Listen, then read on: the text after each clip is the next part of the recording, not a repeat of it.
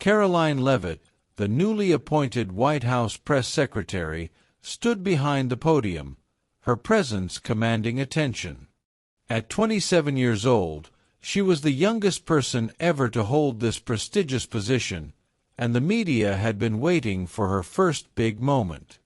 Known for her sharp mind, quick wit, and no-nonsense approach, Karoline was quickly becoming one of the most talked-about figures in Washington.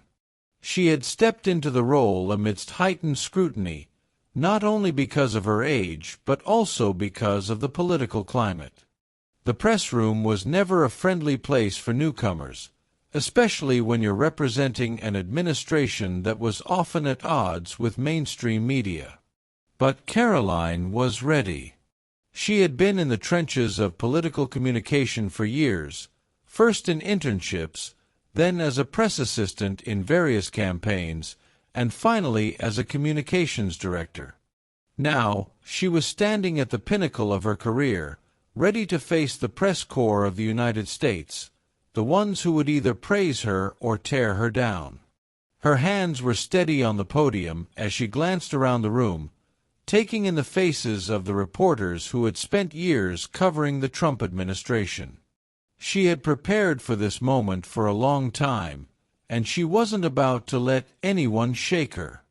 Today, she would not just answer questions. She would set the tone for her tenure. "Good afternoon, everyone," Karoline began, her voice clear and authoritative. "Thank you for being here today. We've got a lot to discuss, and I'll do my best to answer your questions.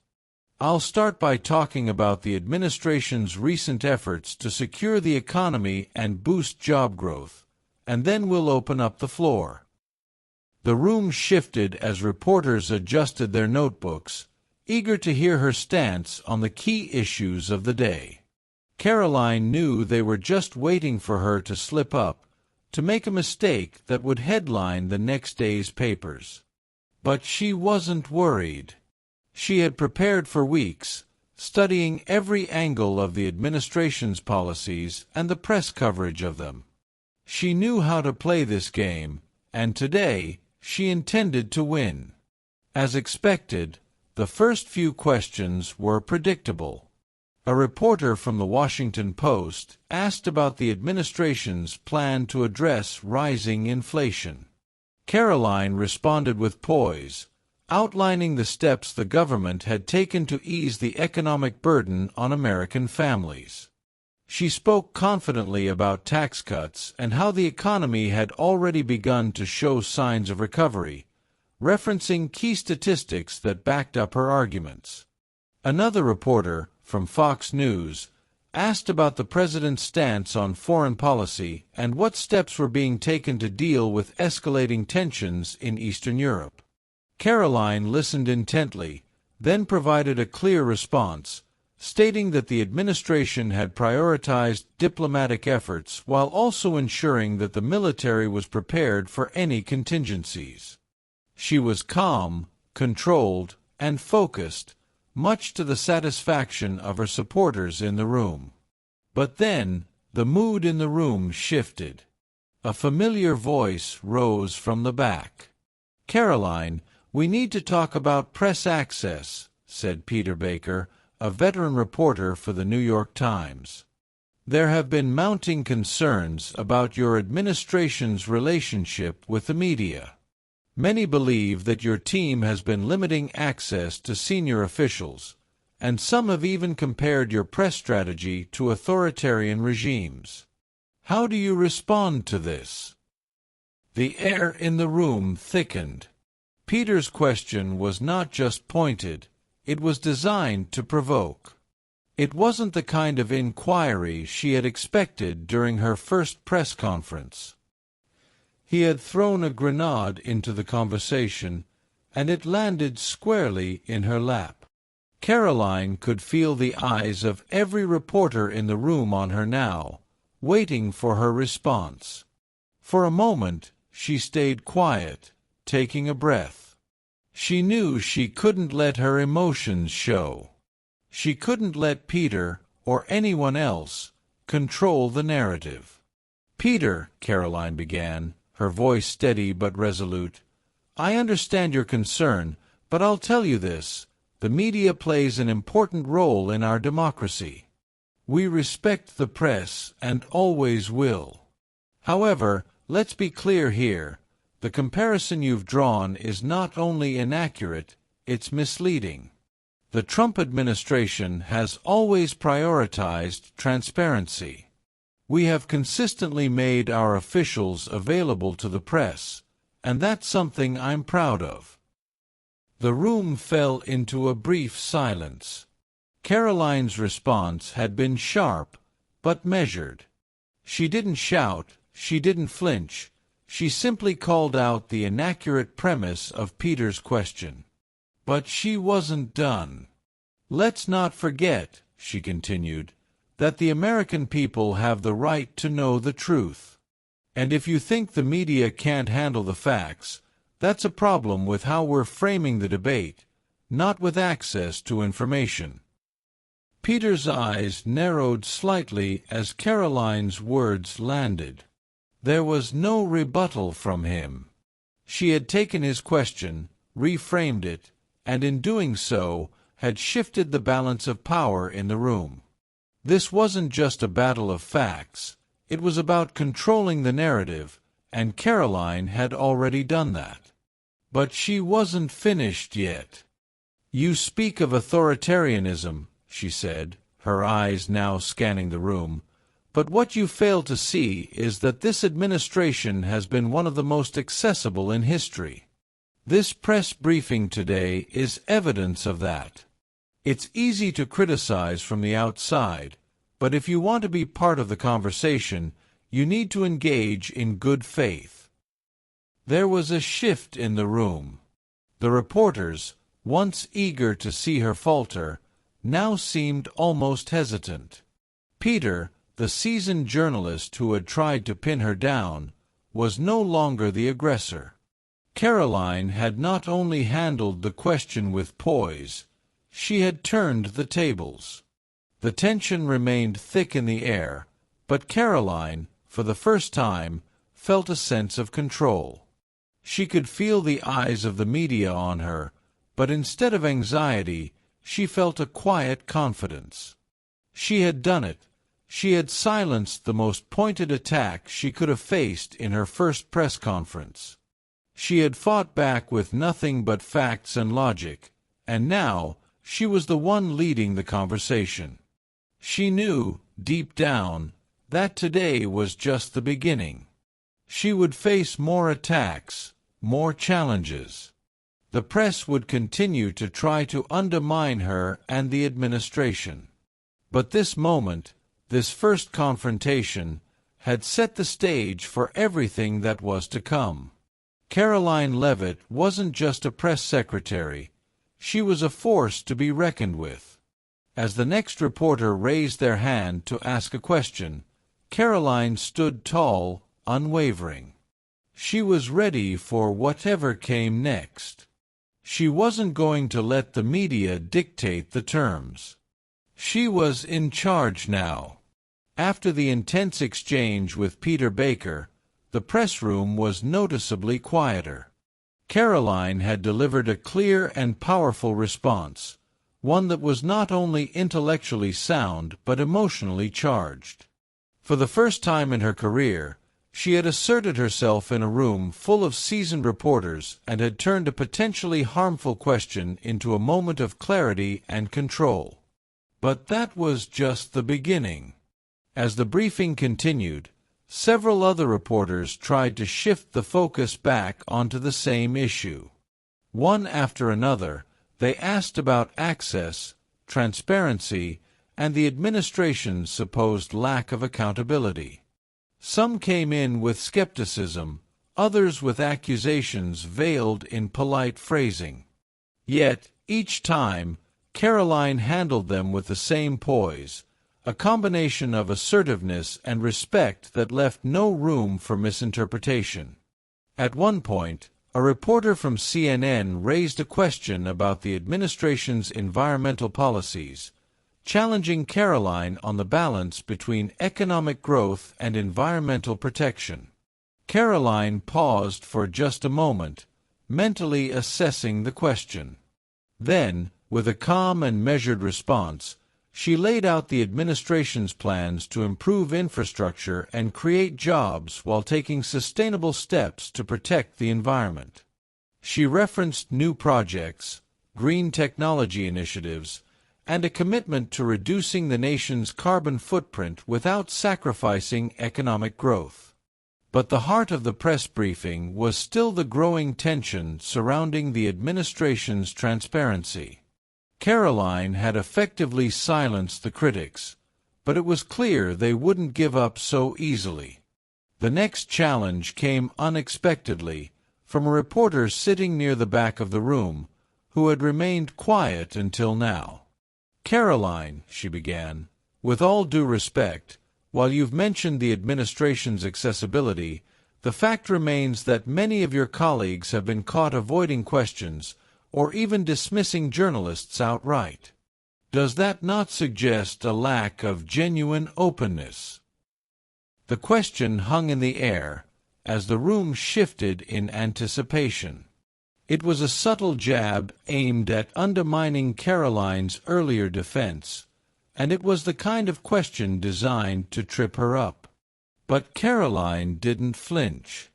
Her eyes met the reporter's with a steady gaze, and she spoke with authority, her voice unwavering. "I'll tell you this," Karoline said, her tone not confrontational but firm. "There is a difference between avoiding questions and choosing not to engage in bad faith. If you're asking whether there's room for improvement, I'll be the first to admit that there are always areas to grow. But make no mistake, this administration is committed to transparency, and I stand by that." The room grew silent once again. Karoline had taken the question head-on, and her response was one that not only addressed the criticism but also redirected it. She wasn't just defending the administration's position, she was defending the integrity of the press briefings themselves. But just as the tension began to ease, another reporter, this time from ABC, asked a question that took the room by surprise. "Karoline, with the growing divide in this country, how do you personally reconcile your role in defending policies that have polarized so many Americans? How do you remain unbiased?" It was a direct challenge to Karoline herself. It was no longer about policies or statistics. It was a question about her personal integrity and whether she could balance her role as press secretary while defending policies that had sparked so much controversy. For a moment, Karoline paused. The question was deeply personal, and it required more than just a political answer. But after a few seconds, she cleared her throat and took a breath, before responding with a quiet confidence that stunned the room. "I don't see my role as defending any one policy," she began. "My role is to communicate the truth. As press secretary, I'm here to answer your questions, not to force you into agreement. My job is not to convince anyone of the rightness of our policies. It's to make sure that the American people know exactly where we stand and why we do the things we do." She paused for a moment, her gaze steady and strong. "I'm aware that these are difficult times, and there are strong feelings on both sides. But if I can leave you with one thing, it's this: I believe in the power of truth. And that's why I'm here." The room was silent, almost reverent. Karoline had just brought the conversation back to its core, the pursuit of truth, not just the defense of any one side. In that brief moment, she had framed herself not as a politician, but as someone committed to the integrity of the office she held. She had proven that she wasn't just prepared for this job, she was more than capable of handling the difficult questions. After a long pause, a reporter from Reuters finally spoke up. "Karoline, it's clear that you've come prepared. But how do you handle the constant scrutiny, the stress of being the youngest press secretary, and the challenges that come with defending such a controversial administration?" It was a simple question, but it had weight. It wasn't about policies or media narratives. It was about Karoline herself. How did she manage the pressure? Her smile was slight but genuine as she answered, "Look, I knew this job wouldn't be easy. I knew there would be criticism. I knew there would be days when people doubted me. But I didn't come here for an easy job. I came here because I believe in what we're doing, and I'm here because I'm ready to stand up for it." She paused, a slight chuckle escaping her lips. "And if I'm being honest, the scrutiny is just part of the job.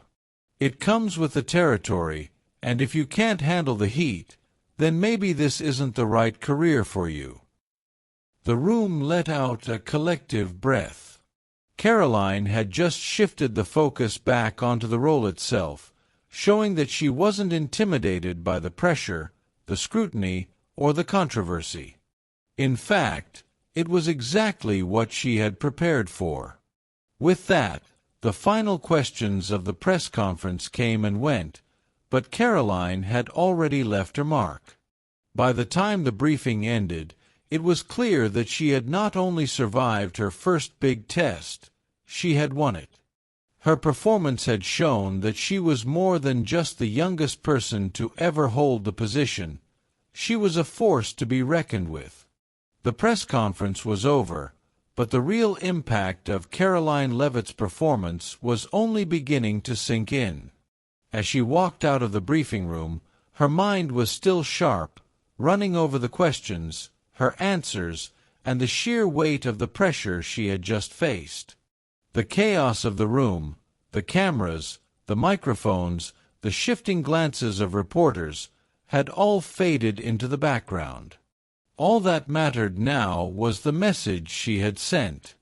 Her phone buzzed in her pocket, breaking her thoughts. It was a message from President Trump's communications director, congratulating her on a successful briefing. "Well done, Karoline," the message read. "You handled yourself like a seasoned pro. Keep it up." It was reassuring to hear those words from the people who had placed their trust in her. But Karoline knew that this was just the beginning. In the days to come, the media would pick apart every word, every gesture, and every nuance of her responses. The press corps would dissect her performance with the same precision they applied to every member of the administration. But Karoline was prepared for that. She had signed up for this job because she was ready to take the heat. But for now, she allowed herself a moment of quiet. She sat in her office, looking out over the White House lawn, and took a deep breath. The weight of the office was real, but it was also something she embraced. This was a moment she would never forget, her first press briefing. But it wasn't just about surviving that moment. It was about defining herself in the job she had worked so hard to achieve.